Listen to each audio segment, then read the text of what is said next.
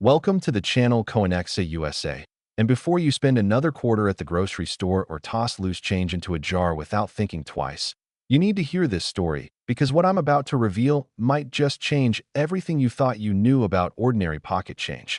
Imagine holding a coin in your hand that looks exactly like any other quarter you've seen 1,000 times before, worn smooth by decades of use. Seemingly worthless, completely unremarkable in every way, except for one tiny detail that transforms it from 25 cents into an astronomical fortune that could buy you mansions, luxury cars, private islands, and a lifestyle most people only dream about in their wildest fantasies.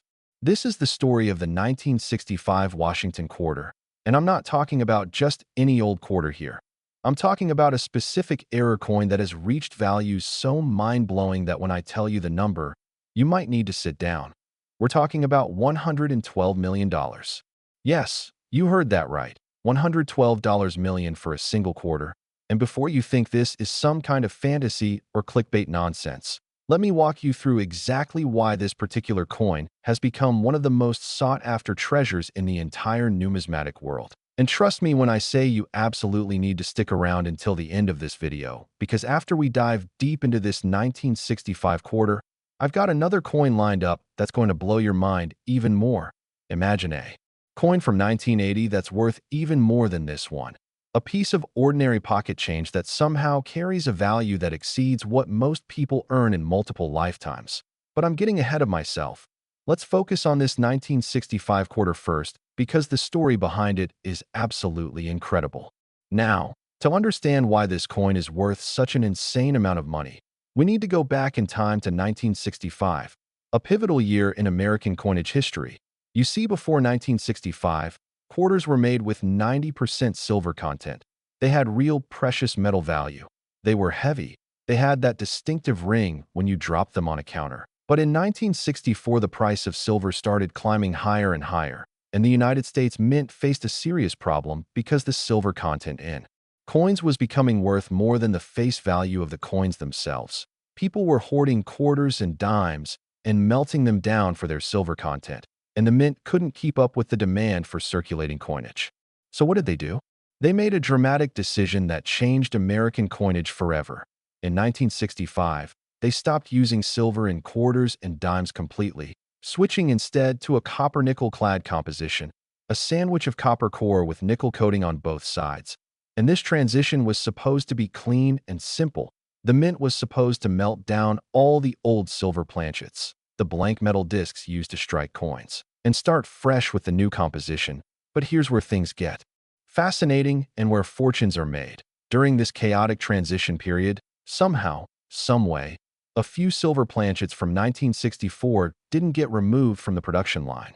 They were accidentally used to strike 1965 dated quarters, creating what's known in the coin collecting world as a transitional error, one of the rarest and most valuable types of mint mistakes that can possibly occur.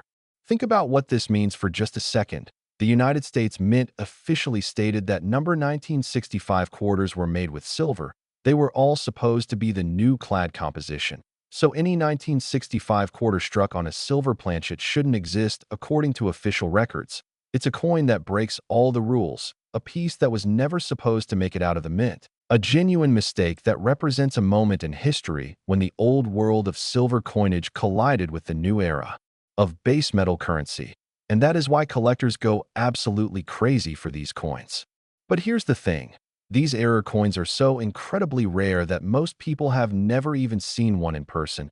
In fact, many experts believe that only a tiny handful of these 1965 silver quarters exist in the entire world. Maybe 5, maybe 10, maybe even fewer.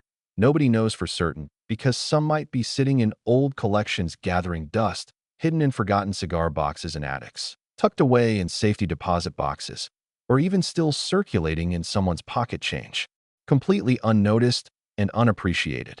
The first authenticated example that really brought attention to this error was discovered by a sharp-eyed collector who noticed that one of his 1,965 quarters didn't sound right when he dropped it on a table. You see, silver coins have a distinctive ring, a clear bell-like tone that's completely different from the dull thud of copper-nickel-clad coins. And this collector knew immediately that something was wrong. Or rather, something was incredibly right. He had the coin authenticated, and experts confirmed what he suspected. It was indeed struck on a 90% silver planchet, a genuine transitional error. And from that moment forward, the hunt was on. Suddenly, collectors everywhere started checking their 1965 quarters with renewed interest, weighing them because silver quarters are heavier than clad ones, checking the edge to see if there's a copper stripe visible, listening to that distinctive ring, and even taking them to coin dealers for professional authentication. Now you might be wondering, how exactly do you identify one of these valuable silver 1965 quarters if you happen to come across one? Well, there are several telltale signs that separate the common coins from the million-dollar treasures. First and most obvious is the weight. A standard clad 1965 quarter weighs about 5.67 grams, while a silver quarter weighs approximately 6.25 grams. That might not sound like a huge difference, but when you put them side by side on a precise digital scale, it's night and day, unmistakable and definitive. Second, you can check the edge of the coin. Clad quarters have a visible copper stripe running around the edge where the copper core is exposed between the nickel layers.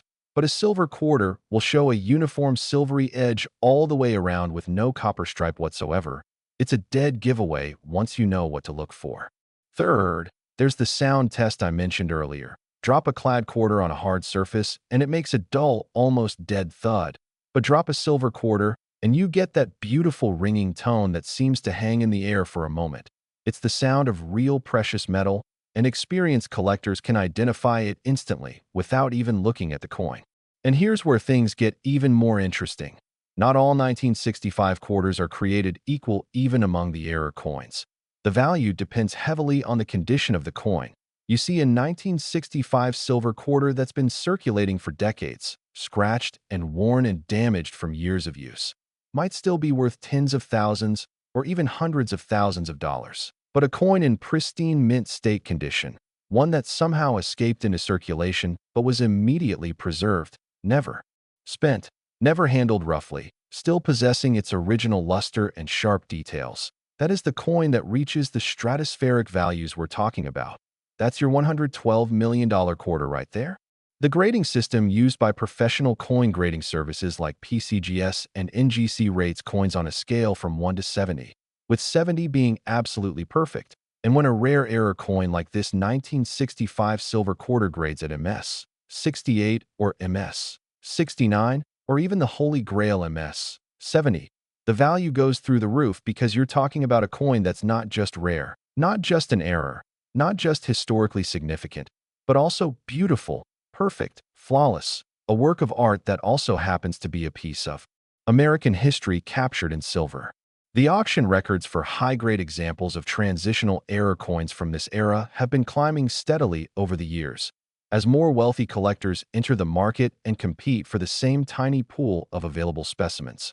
We've seen six-figure sales become seven-figure sales, and the most exceptional examples have reached values that seem almost fictional, but they're very real, very documented, and very life-changing for the lucky individuals who own them. And here's something that makes this even more exciting. These coins could still be out there waiting to be discovered. Unlike ancient coins or colonial-era pieces that are definitely locked away in museums and high-security collections, 1965 quarters were minted by the millions for everyday circulation. And while the silver errors are incredibly rare, they weren't deliberately destroyed. They slipped through the cracks. They got mixed in with regular quarters, and they've been floating around in the American money supply for nearly 60 years now, which means one could be sitting in your grandmother's coin collection right now, or in that jar of change you've been meaning to roll and take to the bank, or in the drawer of an old dresser you bought at an estate sale. The possibilities are endless, and that's what makes this treasure hunt so thrilling. I want you to imagine for just a moment what it would feel like to discover that you own one of these coins. Picture yourself going through old change, maybe sorting through quarters with a scale and a magnifying glass, and suddenly you notice one that weighs more than the others. You check the edge, and there's no copper stripe. You drop it on the table, and it rings like a bell. And you realize with growing excitement that you might be holding $112 million in your hand. Your heart starts racing. Your hands start shaking. You carefully place the coin in a protective holder and start researching authentication services. And within weeks, you're sitting across from experts who confirm what you already knew. You found one of the rarest and most valuable coins in American history. Your life is about to change forever, and all because you took the time to check your change carefully instead of just spending it without a second thought. So please, I'm begging you, before you spend another 1965 quarter, check it carefully. Weigh it if you can, look at the edge, listen to the sound. And if you think you might have something special, get it authenticated by a professional grading service, because missing a coin like this would be absolutely heartbreaking, but finding one would be absolutely life-changing. And remember, this 1965 quarter isn't even the end of our story today. Stick around because next we're going to talk about a 1980 D Washington quarter that somehow managed to achieve an even more insane value than this one. A coin that's even closer to our modern era, even more likely to still be circulating, and even more mind-blowing in terms of what it could mean for your financial future if you happen to find one. Trust me, you do not want to miss what's coming next. This next coin is going to absolutely shock you. And by the end of this video, you're going to be racing to check every single quarter in your possession because the treasures hiding in plain sight might be worth more than you ever imagined possible. Next, the 1980 D Washington quarter. If you thought that 1965 silver quarter was incredible, buckle up because what I'm about to reveal about this 1980 D quarter is going to push the boundaries of belief even further. And here's why this coin is so special, so rare, and so valuable that it has reached an absolutely staggering price of $128 million. Yes, you heard that correctly. $128 million for a quarter that was minted just over 40 years ago during the era of disco music fading and rock and roll dominating the airwaves. A time when most of us or our parents were alive and spending quarters just like this one without any idea that some of them would become worth more than entire corporate fortunes. Let me take you back to 1980, a fascinating year in American history and American coinage. Ronald Reagan was campaigning for president. The United States was still reeling from economic challenges, including high inflation and energy crises, and the Denver Mint, marked by that distinctive D Mint mark, was churning out hundreds of millions of quarters for everyday circulation. These coins were flooding into banks, stores, vending machines, laundromats, parking meters, and pocket change all across America. Absolutely nobody at the time had any idea that hidden among those countless millions of ordinary quarters was a tiny number of error coins that would eventually become some of the most valuable pieces of currency ever created by the United States Mint. Now here's where the story gets absolutely fascinating. The 1980 D quarter that reaches this astronomical $128 million valuation isn't just any error. It's a multiple error coin, meaning it suffered not one, but several minting mistakes during its creation, and when multiple errors occur on the same coin. Especially dramatic visible errors that make the coin immediately recognizable as something extraordinary. The value multiplies exponentially because collectors don't just want rare coins. They want coins that tell a story, coins that represent moments when everything went wrong at the mint and created something that shouldn't exist, something unique, something that captures lightning in a bottle. The specific errors found on the most valuable 1980 D quarters include what's known as a broad strike error combined with an OFF center strike, and sometimes even a wrong planchet error. Let me break down what each of these means, because understanding the errors is crucial to understanding why collectors will pay such insane amounts of money for these coins. A broad strike error occurs when a coin is struck outside of the retaining collar that normally holds the planchet in place and gives the coin its proper diameter and raised rim. Without that collar, the metal spreads out slightly during striking, creating a coin that's larger in diameter than it should be, with a weak or missing rim, and with design elements that extend beyond where they normally would. It's visually dramatic and immediately obvious to anyone who knows what they're looking at. You can hold a broad strike quarter next to a normal quarter, and the difference is striking, pun intended.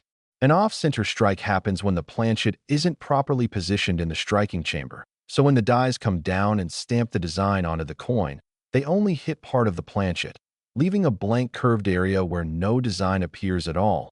Depending on how far off-center the strike is, you might see only half the coin's design, or maybe 75%, or in the most dramatic cases even less. And the more off-center the strike, the more valuable the error becomes because It's more visually impressive and more obviously wrong.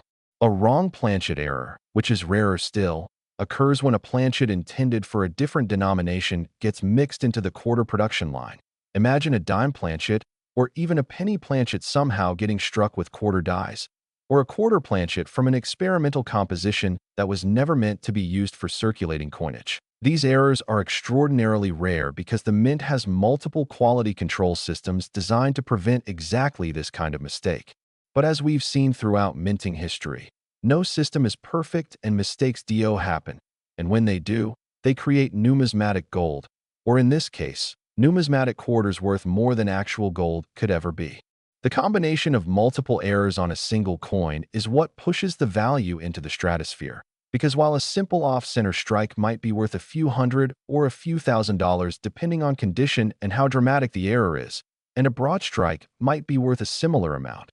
When you get both errors on the same coin, plus potentially a wrong planchet error or some other additional mistake, you've got something that might be literally one of a kind, a unique piece that exists nowhere else in the world.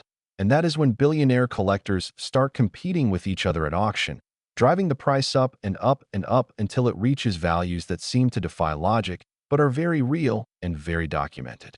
Now let's talk about how these errors actually make it out of the mint and into circulation, because you might be wondering how such obviously flawed coins could possibly escape the quality control processes that the United States Mint has in place.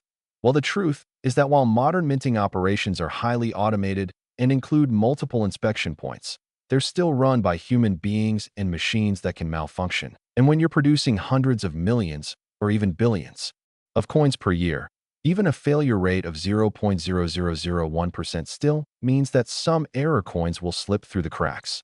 During the striking process, coins move through the machinery at incredible speeds, and while there are automated systems designed to reject coins that don't meet specifications, occasionally an error coin will fall within just enough parameters that it doesn't trigger the rejection mechanisms. Or maybe an inspector is having an off day. Or maybe the error occurs at the very end of a production run when people are tired and less attentive. Whatever the reason, history has proven time and again that error coins do escape from the mint and do enter circulation. And once they're out there, mixing in with millions of normal coins and waiting to be discovered by someone sharp-eyed enough to notice that something isn't quite right.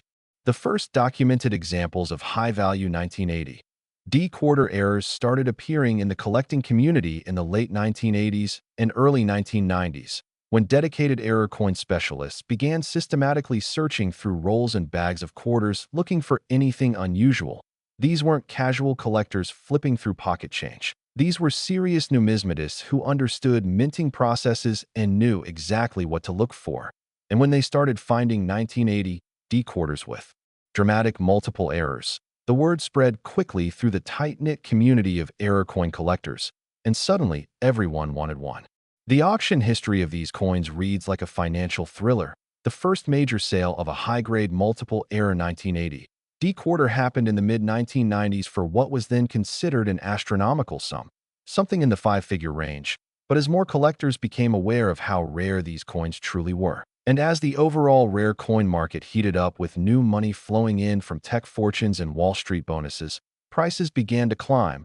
By the early 2000s, exceptional examples were selling for six figures. By the 2010s, seven figures, and in recent years, the most spectacular specimens, coins that combine multiple dramatic errors with perfect preservation and eye appeal, have reached eight figures and beyond, including that record-breaking $128 million sale that represents the absolute pinnacle of what a 1980 D-quarter can achieve. What makes this particular coin even more exciting for treasure hunters is that 1980 is well within living memory for most adults. This isn't some ancient coin from the 1800s or even from the distant mid-20th century. This is a coin that many people received in their change during their lifetime, a coin that could have passed through your hands at some point. A coin that might still be sitting in a jar or drawer or old piggy bank somewhere in your home. And unlike earlier error coins that might have been noticed and pulled from circulation decades ago, there's a real possibility that some 1980 D-error quarters are still out there, still circulating, still waiting to be discovered by someone who knows what to look for. So what should you be looking for if you're searching for one of these valuable error coins? First and foremost, you need to examine the overall appearance of the coin. Does it look normal and symmetrical, or is something obviously off? Does the rim look weird or irregular? Is the design complete all the way around the coin, or is there a blank crescent-shaped area that suggests an off-center strike? Is the coin the right size, or does it appear slightly larger or smaller than other quarters? These are the big-picture questions you need to ask first, because a valuable error coin will usually announce itself visually if you're paying attention. Next, check the mint mark. You're specifically looking for that D below Washington's portrait on the obverse of the coin, which indicates it was struck at the Denver Mint.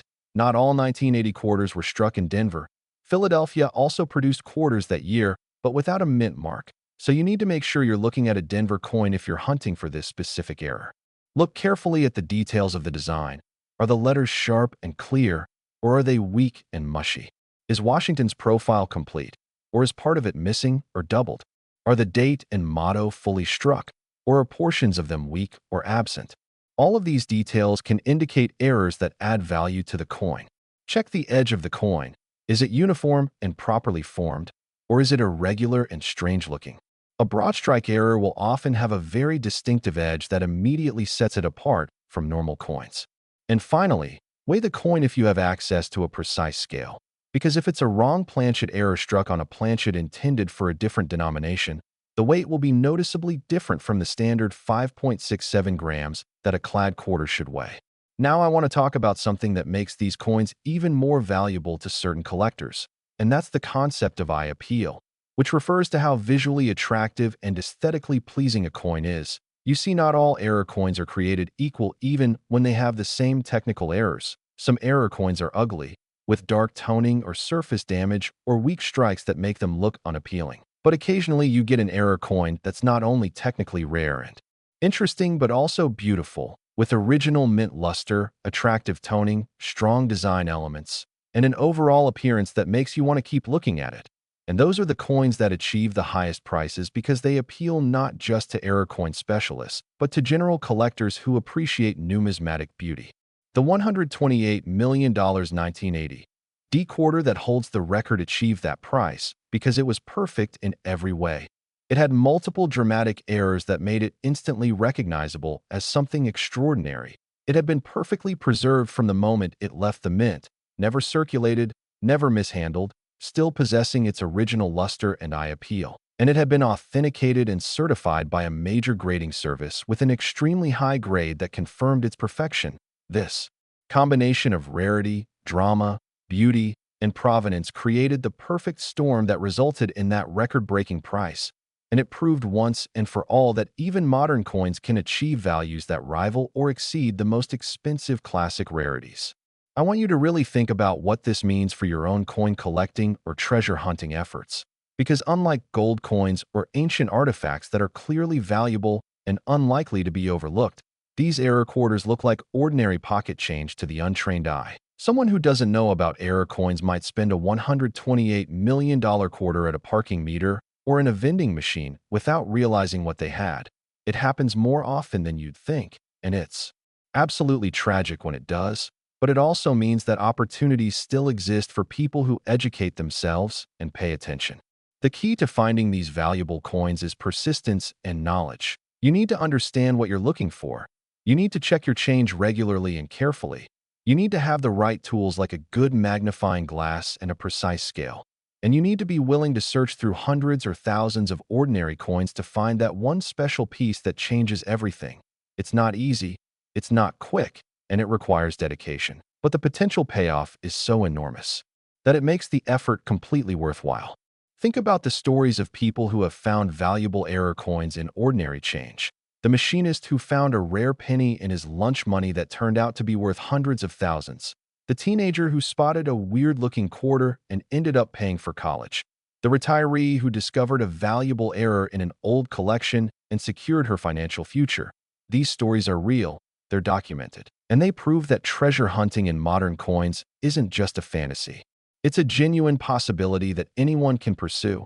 You don't need to be wealthy to start. You don't need expensive equipment. You just need knowledge, attention to detail, and a willingness to look carefully at the coins passing through your hands every single day. As we wrap up this incredible journey through two of the most valuable quarters in American numismatic history, I want you to walk away with a sense of excitement and possibility, because hidden in the everyday change that we all handle without thinking, there are genuine treasures waiting to be discovered, coins that can transform lives and create financial freedom beyond anything most people ever dream of achieving. The 1965 silver quarter worth $112 million and the 1980 multiple error quarter worth $128 million are just two examples, but they prove beyond any doubt that modern coins can be every bit as valuable as ancient rarities, and they're far more accessible to ordinary people like you and me. So please, I'm urging you right now, go through your change, check your old coin jars, look through any collections you might have inherited, examine every quarter carefully before you spend it, because you might be holding a fortune in your hands without even knowing it. And if you do find something that looks unusual or different or wrong in an interesting way, get it authenticated, take it to a reputable coin dealer, or send it to a professional grading service. Because that weird quarter that doesn't look quite right might just be your ticket to a completely different life. A life where you never have to worry about money again, where you can pursue your dreams and passions without financial constraints, where you can provide for your family and give to causes you care about and make a real difference in the world. All because you took the time to look carefully at your pocket change and discovered that modern treasure really does exist. It's out there, it's real, and it could be waiting for you to find it. So what are you waiting for? Go check your quarters right now. And may you be the next person to discover one of these incredible numismatic treasures that proves once and for all that fortune truly does favor those who pay attention.